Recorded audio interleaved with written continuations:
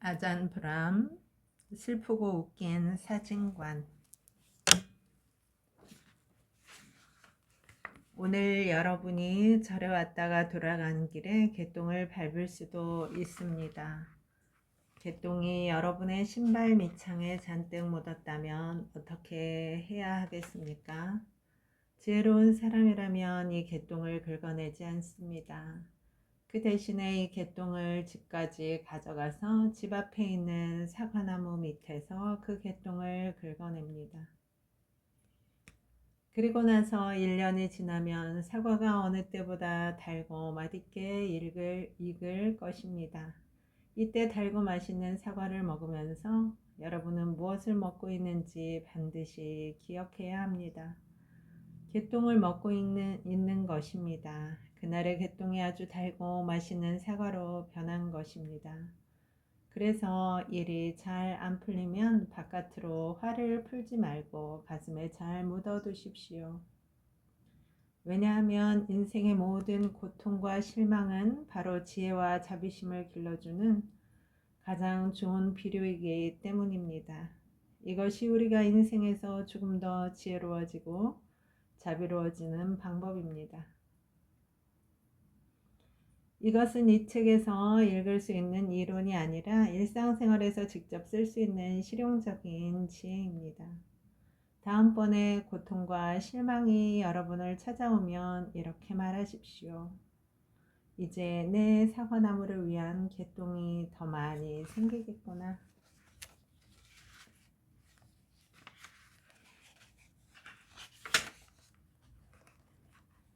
부모든 직장 상사든 누가 되었든지 간에 그들에 대해서 부정적인 느낌이 들 때는 제 말을 기억하십시오.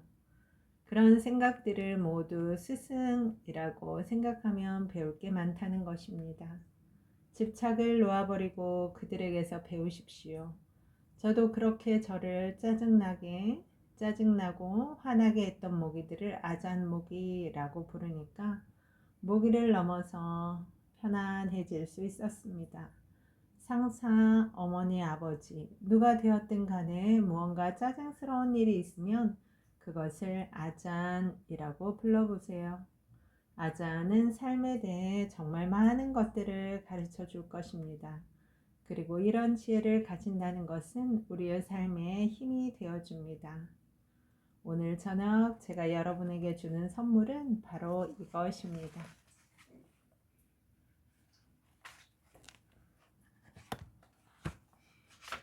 의사는 치료하는 직업이 아니다. 한 여성이 주말마다 아이의 손을 잡고 제가 머물던 절에 왔습니다. 어린 남자 아이는 어릴 적부터 공부를 잘해서 대학을 졸업하고 의사가 되었습니다. 서로 잘 알고 지냈기 때문에 어느 날 그의 얼굴이 슬픔으로 가득 찬 것을 보고 저는 깜짝 놀랐습니다. 그는 자신이 돌보던 환자가 죽었다고 말했습니다. 그 환자는 젊은 여성이었는데 그녀의 남편과 아이들에게 사망 소식을 전하는 것은 말할 수 없는 고통이었다고 했습니다. 그는 자신이 실패했다는 절망감으로 인해 더 이상 의사 일을 하고 싶지 않다고까지 했습니다. 저는 그에게 말했지요. 지금 의사로서의 내 본업이 사람을 치료하는 것이라고 생각하느냐? 네, 스님. 얘야, 그렇지 않단다. 그것이 만일 내 본업이라면 이미 너는 여러 번 실패를 경험한 거란다. 내가 진짜 할 일은 환자를 돌보는 일이란다. 만일 내가 돌보던 환자가 결국 병을 이기지 못하고 죽거나 치료가 끝난 뒤에도 병이나 부상을 갖게 되더라도 내가 정성껏 환자를 돌보았다면 너는 언제나 성공한 의사라는 것을 명심하거라. 제 말을 듣고 있던 그는 다시 병원으로 돌아갔습니다. 그 후로도 많은 환자들이 그의 돌봄을 받다가 죽음을 맞았죠. 하지만 그는 환자들에게 내가 죽는 날까지 좋은 의사 선생님한테 치료를 받고 도움을 받았구나 하는 생각이 들게끔 행동하려고 노력했답니다. 환자들이 죽음의 순간 자신들이 의사로부터 정성스러운 치료와 사랑을 받았다고 생각한다면, 그 상태에서 죽음을 맞게 된다면 그 의사는 성공한 것입니다.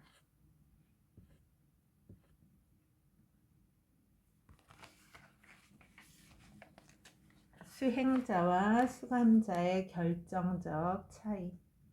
퍼스시에 있는 교도소를 방문했을 때의 일이다. 저는 조그만 강당 안에 발 디딜 틈도 없이 빼곡히 앉아있는 죄수들을 보고 크게 놀랐습니다. 그 교도소의 수감자 130명 중 105명이 저의 명상 강의를 들으러 온 것이죠. 어쩌다 나쁜 행동을 한 사람들이지만 저에게 가르침을 배우러 왔다는 사실만으로 전 감동스러웠지요. 하지만 저는 5분이 채 지나기도 전에 그들이 왜 명상 강의를 받으러 왔는지 알아챌 수 있었지요. 제가 계속 말을 하고 있는데 몸집이 제법 큰 한 남자가 손을 번쩍 들고 질문했지요. 그는 명상을 잘하면 공중부양을 해서 감옥의 벽도 넘어갈 수 있다고 들었는데 그것이 사실이냐고 했습니다. 그때 비로소 저는 왜 그렇게 많은 죄수들이 강당에 앉아 있었는지 알 수 있었지요.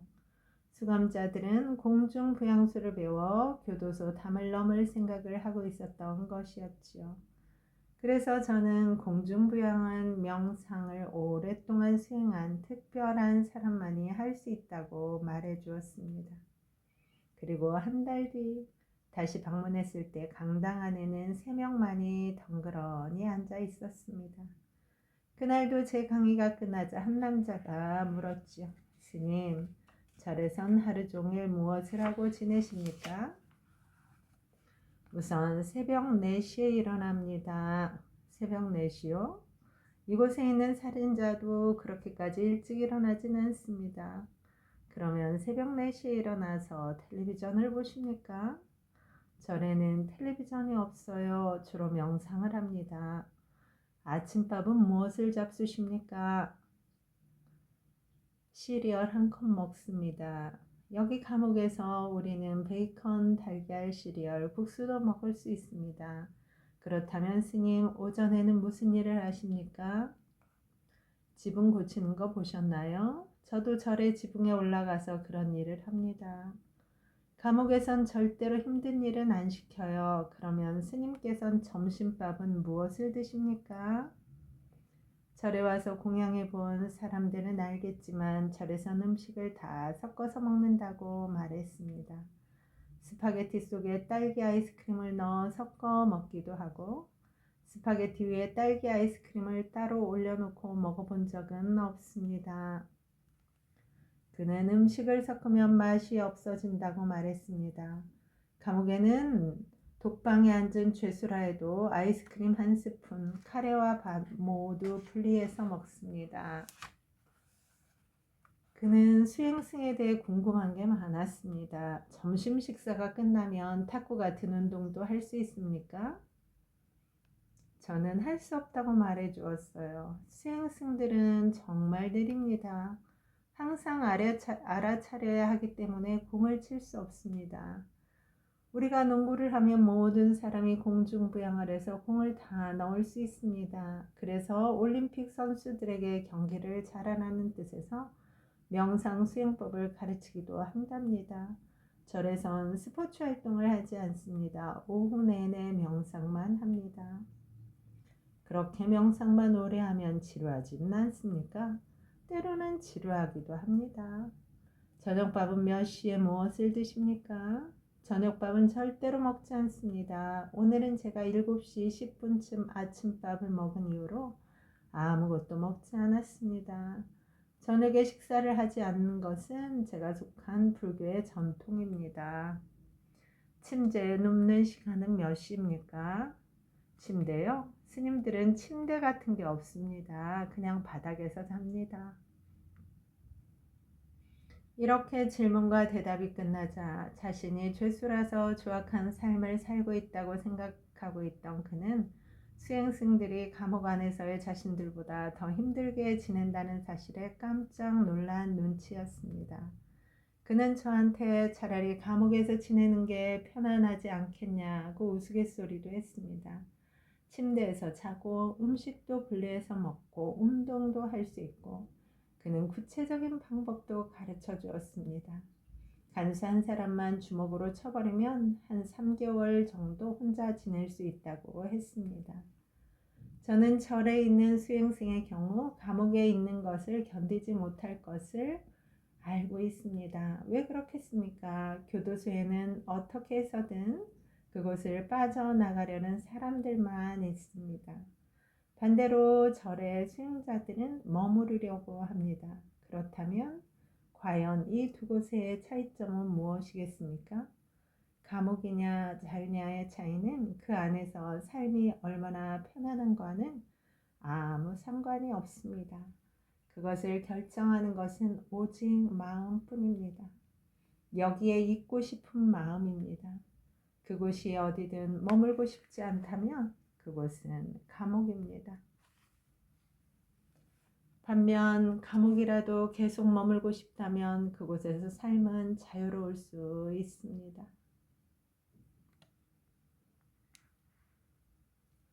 그렇다면 우리가 살아가면서 만드는 수많은 감옥들로부터 어떻게 탈출할 수 있겠습니까?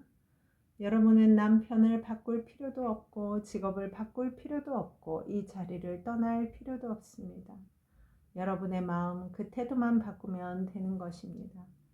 다른 곳에 있기를 원하는 마음 그것이 감옥입니다. 그러니 여기 있기를 바라면 됩니다. 마음이 들뜨고 안정되지 못하는 것을 극복하는 방법은 바로 여기 있고 싶어 하는 것입니다. 무엇을 경험하든 상관이 없습니다. 여기 있고 싶어 하는 한 여러분은 자유롭습니다. 여러분, 오늘도 좋은 날입니다. 오늘 하루 잘 살아내느라 수고 많았습니다. 힘내세요. 다음에 또 만나요. 감사합니다.